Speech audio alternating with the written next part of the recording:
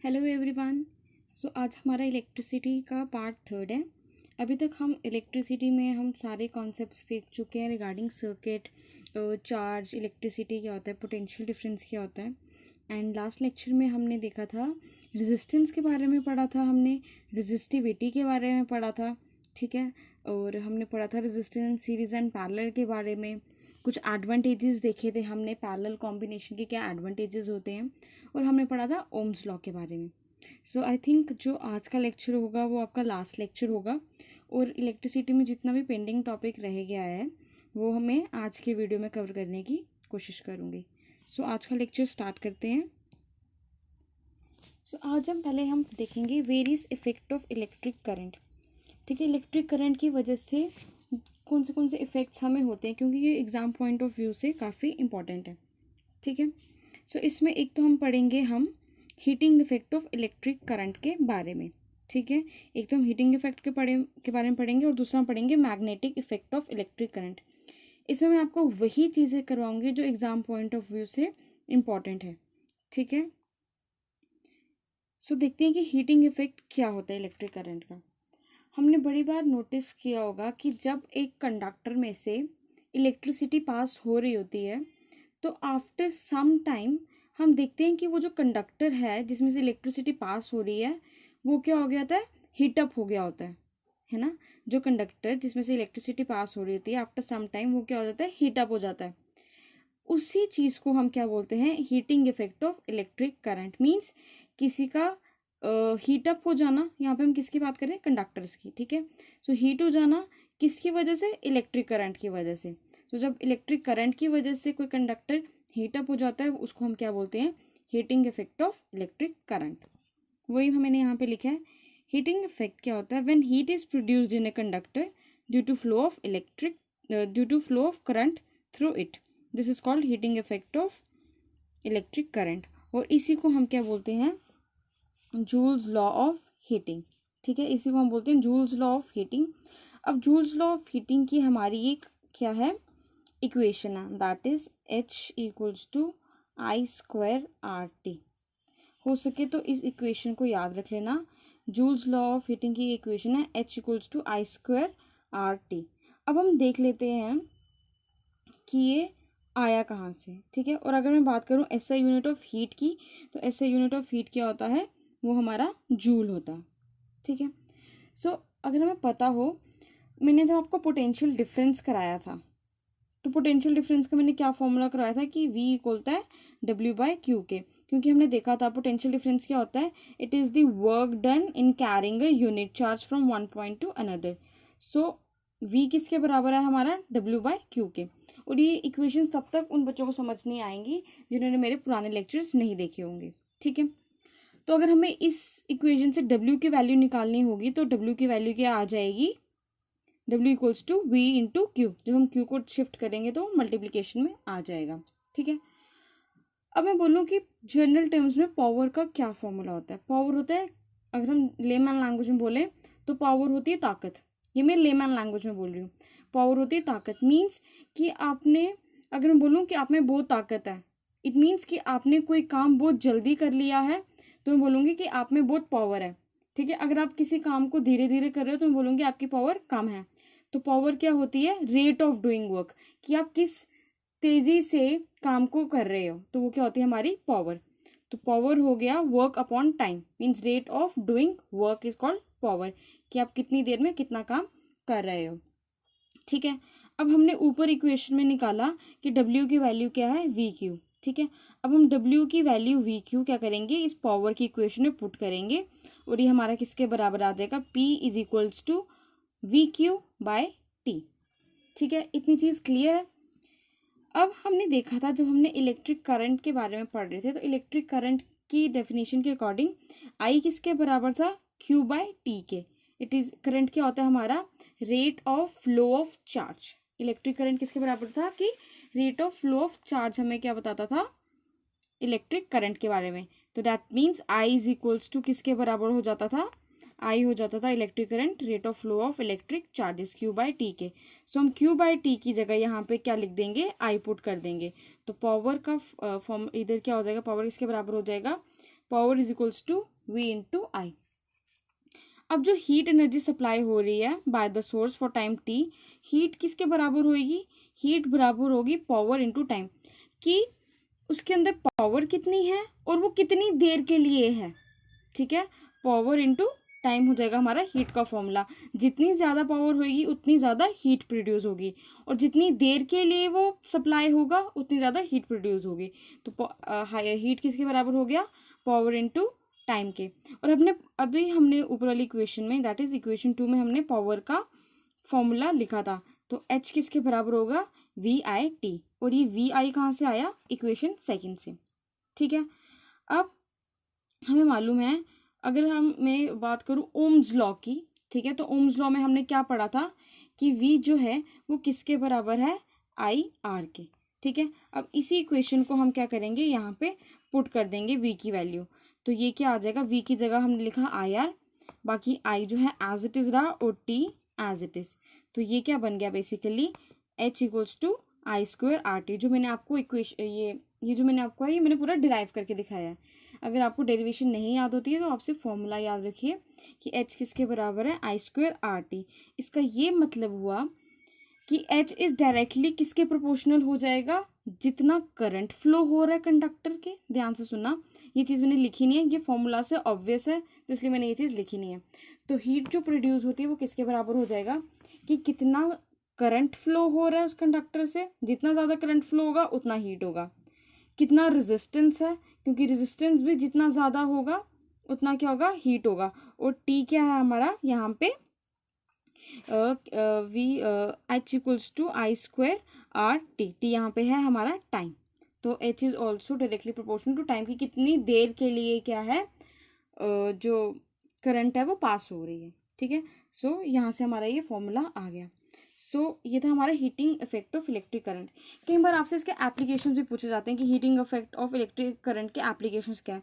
तो इसमें हमारे एप्लीकेशंस आ जाएंगे, जैसे इलेक्ट्रिक आयरन हो गया। ठीक है, इलेक्ट्रिक आयरन हो गया, इलेक्ट्रिक टोस्टर हो गया, ओवन हो गया, केटल हो गया, इलेक्ट्रिक हीटर हो गया। ये सारे क्या हीटिंग इफेक्ट हैं। इसमें क्या होता है? इलेक्ट्रिसिटी की वजह से हीट प्रोड्यूस होती है। ठीक है, जैसे इलेक्ट्रिक आयरन, टोस्टर वगैरह, इनमें इलेक्ट्रिसिटी की वजह से हीट प्रोड्यूस होती है। इसमें इंपॉर्टेंट आ जाएगा एप्लीकेशन में इलेक्ट्रिक बल्ब के बारे में। ठीक है, वो भी इसका एक इंपॉर्टेंट एप्लीकेशन है। इलेक्ट्रिक बल्ब के बारे में दो चीज़ें पूछ सकते हैं। एक तो पूछेंगे कि आपसे फिलामेंट कौन सा यूज़ होता है इलेक्ट्रिक बल्ब में, तो वो होता है टंगस्टन। टंगस्टन यूज़ होता है और इसका मेल्टिंग पॉइंट होता है 3380 डिग्री सेल्सियस। ठीक है, एक तो ये इसका इंपॉर्टेंट एप्लीकेशन है। दूसरा आ जाएगा हमारा फ्यूज़ का। फ्यूज़ भी क्या है हमारा? किस पे बेस्ड होता है? Heating effect of electric current पे ही बेस्ड होता है। हो सकता है आपसे पेपर में पूछ लिया जाए कि इलेक्ट्रिक बल्ब किस पे बेस्ड है, किस प्रिंसिपल पे बेस्ड है, तो वो heating effect of electric current पे। ठीक है, या फिर आपसे पूछ ले कि फ्यूज़ किस पे बेस्ड है, तो वो भी इसी पे आएगा। तो बेसिकली फ्यूज़ होता है कि फ्यूज़ जो है हमारा क्या होता है? ये हमारी एक डिवाइस होती है।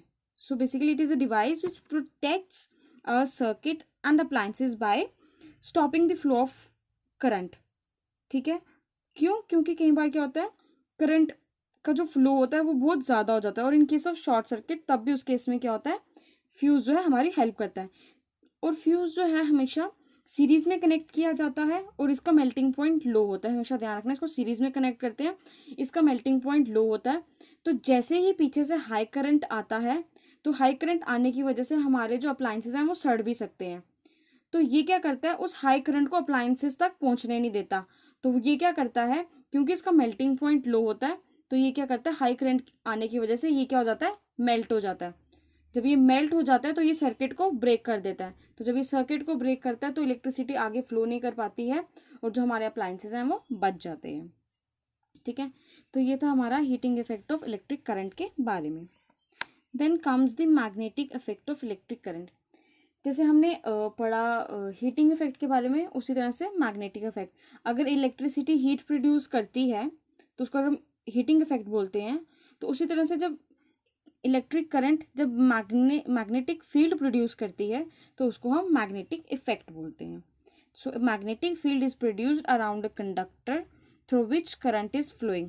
This effect is called magnetic effect of electric current. Means जब एक कंडक्टर में करंट पास हो रही है, so you can say that a conductor carrying current will also generate magnetic field around it. So उसी को हम क्या बोलते हैं, magnetic effect of electric current. So याद रखना, जब इलेक्ट्रिक करंट की वजह से हीट प्रोड्यूस हो तो हीटिंग इफेक्ट, इलेक्ट्रिक करंट की वजह से जब मैग्नेटिक फील्ड प्रोड्यूस हो तो मैग्नेटिक इफेक्ट। अब ये बहुत लेंथी टॉपिक है, बट इसमें मैं आपको वो टॉपिक कराऊंगी जो बहुत इंपॉर्टेंट होते हैं, ठीक है। इसमें हम एक दो रूल्स के बारे में पढ़ेंगे। अब हमें ये तो पता चल गया कि करंट कैरिंग कंडक्टर में मैग्नेटिक फील्ड प्रोड्यूस होता है, ठीक है, मैग्नेटिक फील्ड लाइंस प्रोड्यूस होती हैं। अभी हमें पता कैसे चलता है कि जो करंट कैरिंग कंडक्टर है उसमें जो मैग्नेटिक फील्ड प्रोड्यूस हुई है उसकी डायरेक्शन क्या है। सो वो हमें पता चलता है basically right hand thumb rule से। So right hand thumb rule क्या बोलता है, when you are holding a current carrying straight conductor in your right hand, make sure right hand, this is right hand thumb rule. So जब आप अपने current carrying conductor को अपने right hand में पकड़ते हो such that thumb point towards the direction of your current, ठीक है, and finger will wrap around the conductor in the direction of magnetic field, this is known as right hand thumb rule. ये कुछ इस तरह से होता है, ठीक है। अब जो हमारा हमने जो कंडक्टर है, ठीक है, जो हमारा थंब है यहाँ पे वो आप सिंपली इतना याद रखना कि हमने एक करंट कैरिंग कंडक्टर को अपने राइट हैंड में पकड़ा है, ठीक है। थंब शो करेगा डायरेक्शन ऑफ करंट, जो फिंगर्स रैप है अराउंड द कंडक्टर वो शो करेंगी मैग्नेटिक फील्ड। दैट्स इट, सिर्फ इतनी चीज आपको याद रखनी है, ठीक है।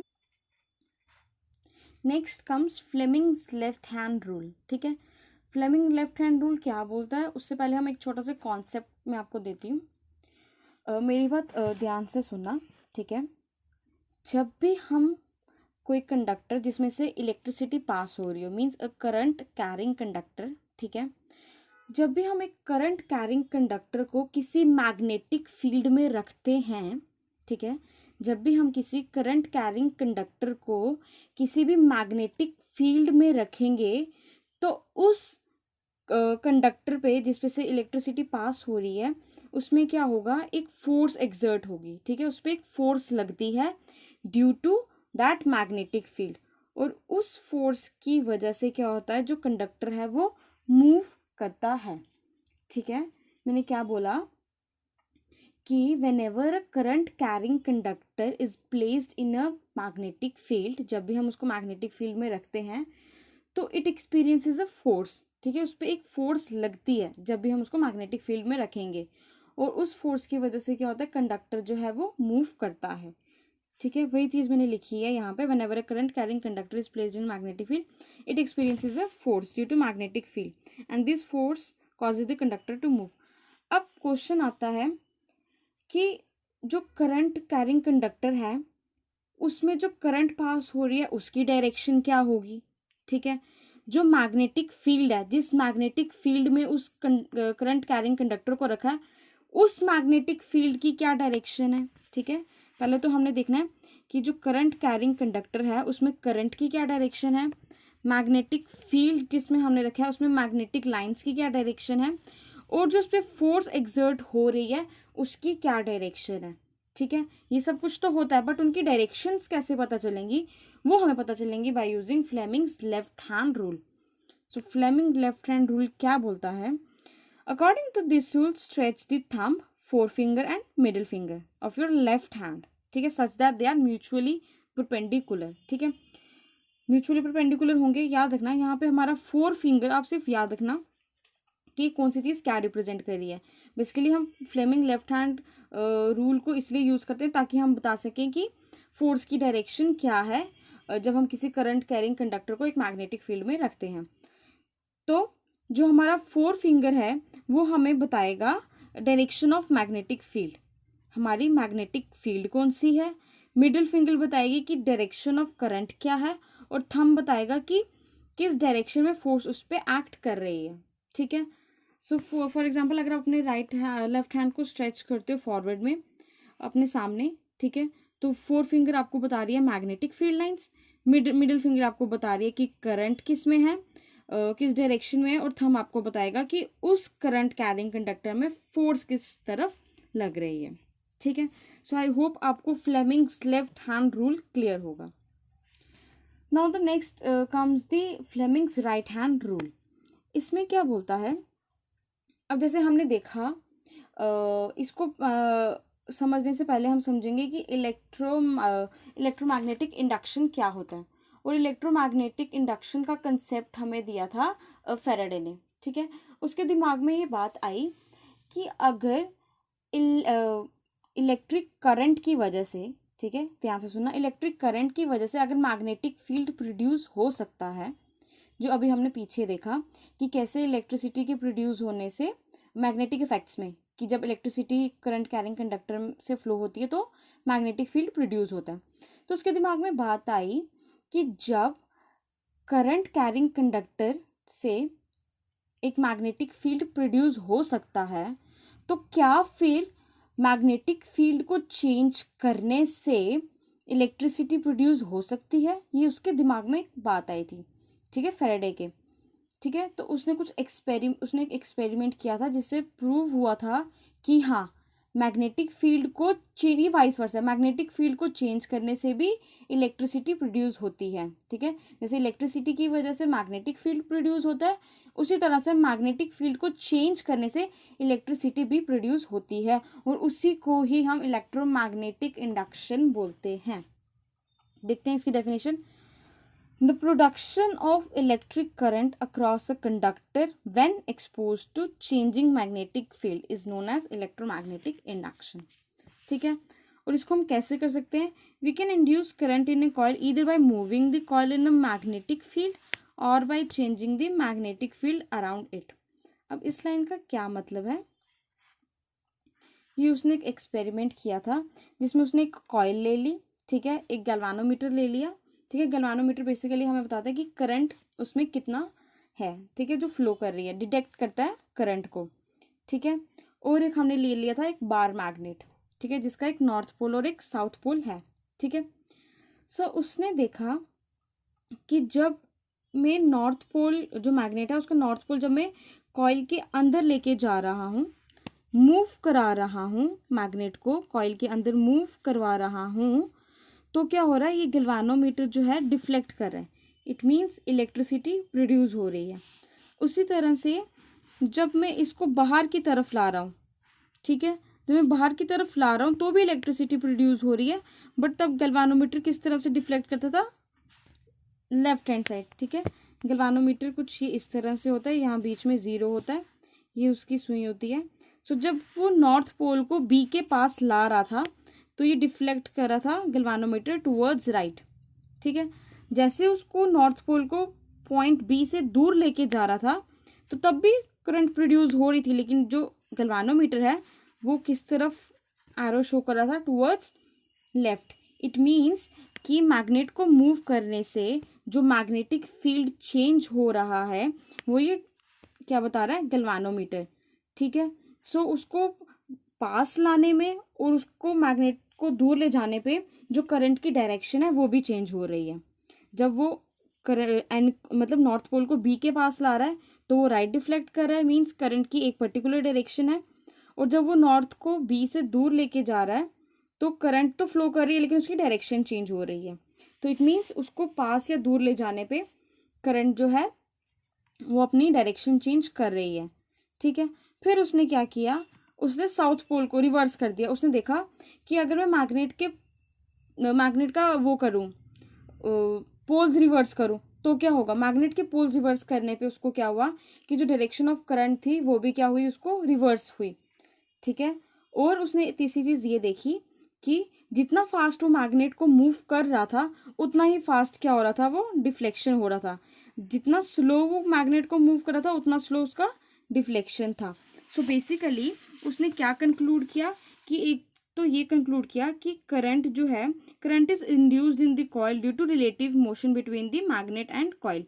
या तो आप मैग्नेट को कॉइल के आसपास लेके जाओ, या फिर कॉइल को अगर आप उठा के मैग्नेट के आसपास लेके जा रहे हो तो क्या हो रहा है, करंट प्रोड्यूस हो रही है। बेसिकली मैग्नेटिक फील्ड जो है, ठीक है, वो चेंज होना चाहिए, चाहे आप मैग्नेट को मूव कर रहे हो या फिर आप कॉइल को मूव कर रहे हो, ठीक है। सेकेंड उसने देखा कि deflection reverse when the poles of the magnet are reverse, ठीक है। और थर्ड उसने देखा कि फास्टर मोशन ऑफ मैग्नेट और coil causes a faster deflection, ठीक है। सो ये उसका एक्सपेरिमेंट था।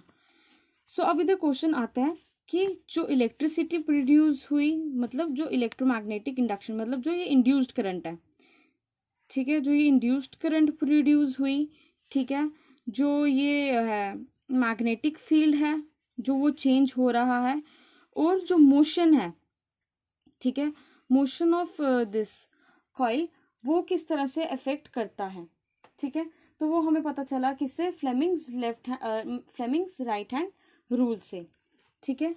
सो फ्लेमिंग राइट हैंड रूल क्या बताता है, according to this rule stretch the thumb, forefinger and middle finger of your right hand such that they are mutually perpendicular. If the forefinger points in the direction of magnetic field, ये हमें क्या बताएगा magnetic field के बारे में। Thumb show the direction of motion of conductor, कि conductor का motion क्या है, ठीक है। और मिडिल फिंगर हमें उस केस में फिर क्या बताती है, इंड्यूस्ड करंट, ठीक है।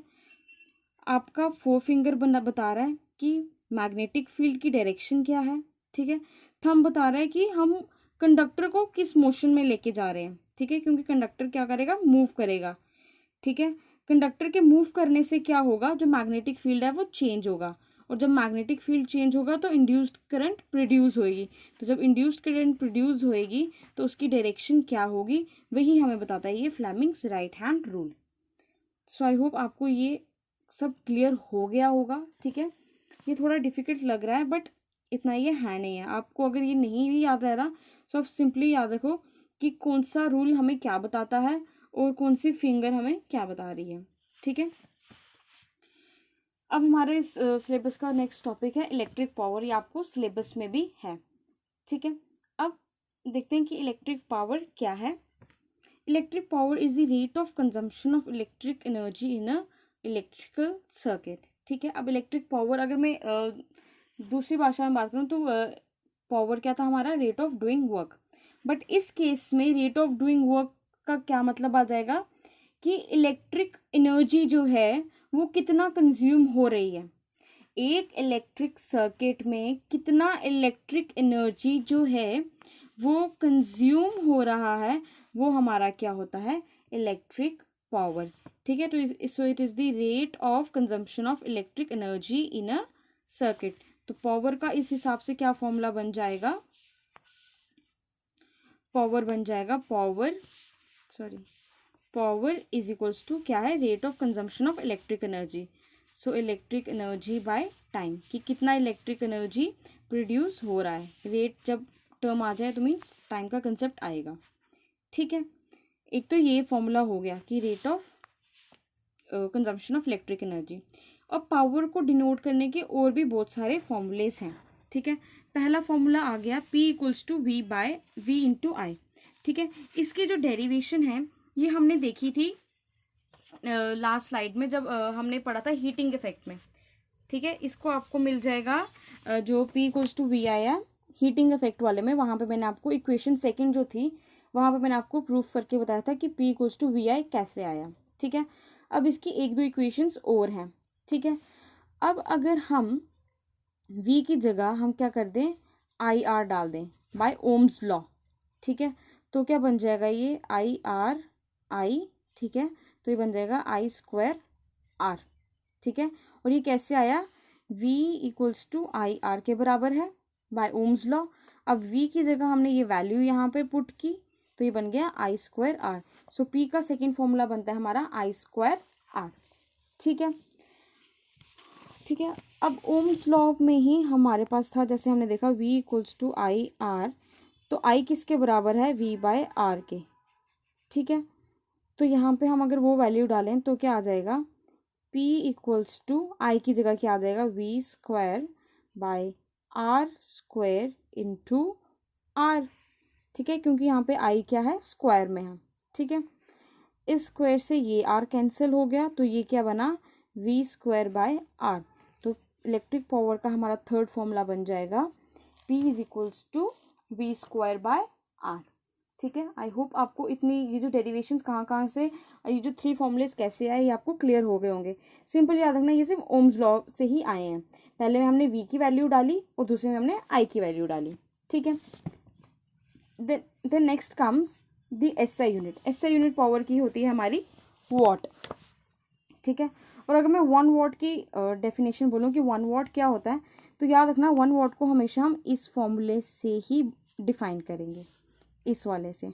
अब 1 पावर क्या है, उसकी पावर की यूनिट क्या आ जाएगा, 1 वॉट, ठीक है।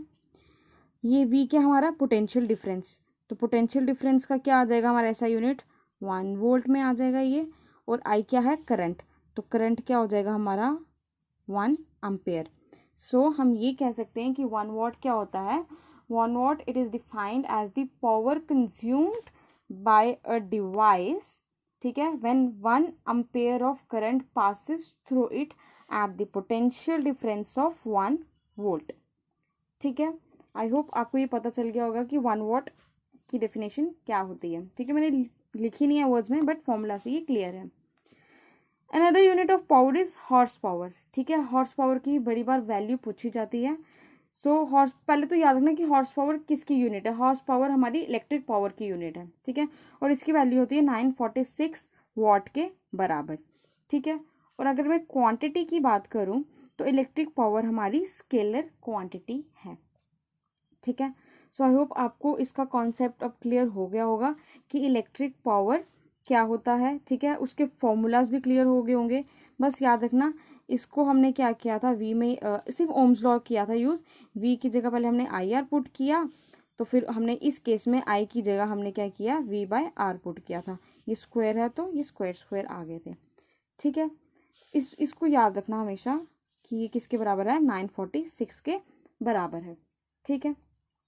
Then comes, now this is the last topic for this, ठीक है, इलेक्ट्रिक एनर्जी, ठीक है। फिर इसके बाद हमारा जो सिलेबस है वो इलेक्ट्रिसिटी का कंप्लीट हो जाएगा। Then we will left with on a numerical part, ठीक है। इलेक्ट्रिक एनर्जी क्या हो गया, electric energy is the energy derived from the electric potential energy और kinetic energy of the charge particles. So basically ये क्या कह रहा है, इसको सिंपली अगर मैं आपको समझाऊं सिंपल भाषा में, इलेक्ट्रिक एनर्जी क्या होता है, electric energy is the capacity of doing electric work, that's it, simple. Electric energy क्या हो गया हमारा, capacity of doing electric work. या फिर कह लो कि जितनी भी काइनेटिक एनर्जी जो हो रही है चार्ज पार्टिकल की वजह से प्रोड्यूस हो रही है, या फिर electric potential energy, that is electric potential difference की वजह से, काइनेटिक एनर्जी की वजह से जो एनर्जी प्रोड्यूस हो रही है वो हमारी इलेक्ट्रिक एनर्जी है। या फिर मैंने इजी भाषा में बताया कि ये क्या हमारा capacity of doing electric work, ठीक है। देन हमने देखा था पावर का फॉर्मूला, पावर क्या था, rate of doing work, that is W/T, ठीक है। अब वर्क हमारा क्या है बेसिक, सॉरी हमने पावर का देखा था लास्ट में, पावर क्या था हमारा, it is the electric energy consumed, ये क्या था, consumption of electric energy in A circuit. तो हमने क्या देखा था यहाँ पे कि इसको हमने कैसे डिनोट किया था, इलेक्ट्रिक एनर्जी बाय T। सो हमारा क्या फॉर्मूला बन जाएगा यहाँ पे, इलेक्ट्रिक एनर्जी का, एनर्जी बाय T हमने देखा था, तो एनर्जी का फॉर्मूला हो जाएगा P/T। तो ये एनर्जी का क्या हो जाएगा फॉर्मूला, ठीक है। Electric energy equals to power into time, ठीक है। इसको हमने इस तरह से रिप्रेजेंट किया है। ऐसा यूनिट इसकी हो जाएगी जूल, ठीक है। या फिर हम इसको वॉट सेकेंड भी बोल सकते हैं, वॉट सेकेंड आएगा यहाँ से, पावर का वॉट और टाइम का सेकेंड, ठीक है। इसकी एक कमर्शियल यूनिट भी है जिसको हम बोलते हैं किलोवाट आवर, ठीक है। अगर आपसे पूछा जाए कि किलोवाट आवर किसका यूनिट है, तो याद रखना वो हमेशा वो किसका होता है, इलेक्ट्रिक एनर्जी का यूनिट होता है, ठीक है। अब 1 किलोवाट आवर की वैल्यू क्या होती है वो हम अभी देखेंगे।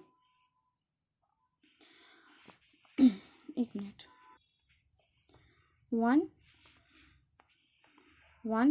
किलोवाट आवर किसके बराबर हो जाएगा, 1 किलोवाट, ठीक है। तो अगर मैं इस 1 किलोवाट की बात करूं, अगर इसको कन्वर्ट करना हो वॉट में, तो 1 किलोवाट किसके बराबर होता है, 1000 वॉट्स के, ठीक है, इनटू ये क्या है आर। तो आर को अगर मैं सेकंड्स में चेंज करूं तो 1 घंटे में 3600 सेकेंड्स होते हैं। सो ये किसके बराबर आ जाएगा, 3612 वॉट सेकेंड के। ठीक है, अब जो ये है वॉट सेकेंड, हमने लास्ट स्लाइड में देखा कि ऐसा यूनिट क्या था, जूल या फिर वॉट सेकेंड। ठीक है, तो इसका मतलब मैं इस वॉट सेकेंड को जूल लिख सकती हूँ, तो ये क्या बन जाएगा 3612 जूल, या फिर हम इसको कह लें कि हम इसको लिख सकते हैं 3.6 into 10⁻⁶ joules. So basically 1 kilowatt hour किसके बराबर हो गया, 3.6 इंटू 10⁻⁶ जूल्स के बराबर। वही मैंने यहाँ पे लिखा है कि 1 किलोवाट आवर की वैल्यू किसके बराबर है, 3.6 इंटू 10⁻⁶ जूल्स के। ठीक है, सो इसी के साथ हमारा जो इलेक्ट्रिसिटी का टॉपिक है वो ख़त्म होता है। मैंने जो एक्स्ट्रा चीज़ें थी जो एग्जाम पॉइंट ऑफ व्यू से थी वो भी मैंने आपको करवा दी हैं। So we are left with the numerical part, but वो मैं आपको बाद में कराऊंगी। इसके बाद जो हमारा नेक्स्ट टॉपिक रह गया that is conventional and non conventional, हम वो करेंगे। देन हम आएंगे इसके न्यूमेरिकल्स पे, मोशन के और इसके न्यूमेरिकल्स पे, देन हम इसके MCQs करेंगे। ठीक है, सो इस लेक्चर के साथ आपका जो सेकेंड टॉपिक है फिजिक्स का वो भी कंप्लीट होता है। ठीक है, सो आज के लिए बस इतना ही रखते हैं। आई होप आपको ये चैप्टर समझ आ गया होगा। Okay class.